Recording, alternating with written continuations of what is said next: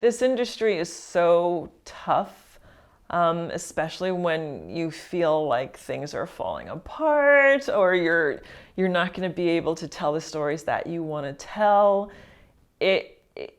What when I get discouraged or disheartened, what I like to do is go back to craft, is go back to what I love about writing, try to forget kind of the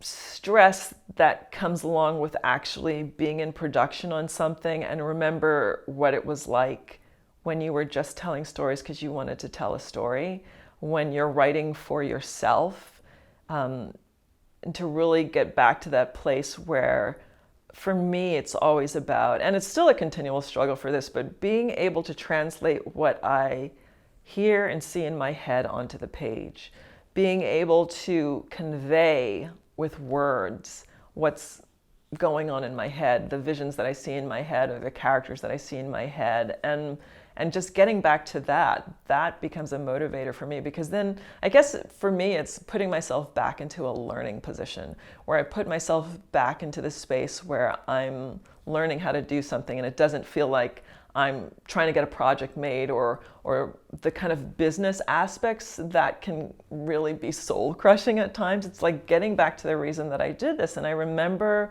in my kind of journey of like biking across country and figuring out what I wanted to do, once I landed on the idea that I wanted to be a writer and started to deal with the fear of what that meant, and the difficulty of like, I've never been a writer. How do I become a writer? How do I even approach this? I remember distinctly having the conversation with myself of, you may never make a living doing this. You might suck at it. You may spend the rest of your life trying to figure out how to do this, but isn't that better than doing a job that you hate?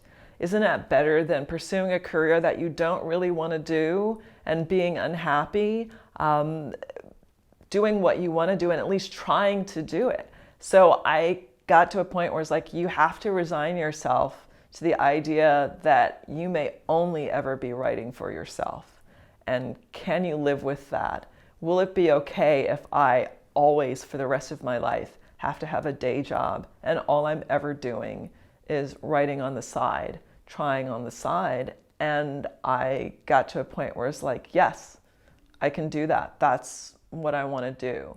And so once I resigned myself to that kind of worst case scenario, I was able to just write, like get a day job and write, get a day job and try it, just try to write. And so I remember that when I'm watching what's happening in the industry and seeing peers or even assistants of mine get shows on the air or surpass me or get things that you see friends getting stuff and you're like, I'm so happy for you and I'm so jealous. Why don't I have that? Like, why aren't I getting what I want?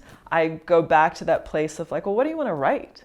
Write whatever you want. Like, all I need to do my job is a computer, not even a pad and a pen, and I can write anywhere. I can create from nothing. I don't need anyone to pay me to do that. I don't need anyone to hire me to do that. I can do that.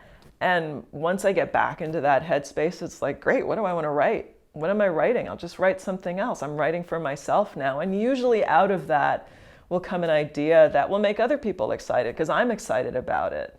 And that's kind of how I get myself out of writer's block or, the depression of like career not going the way you want. I also remember the novelist Russell Banks had the best quote that I'm paraphrasing, but that the way your career is going has nothing to do with how you're writing.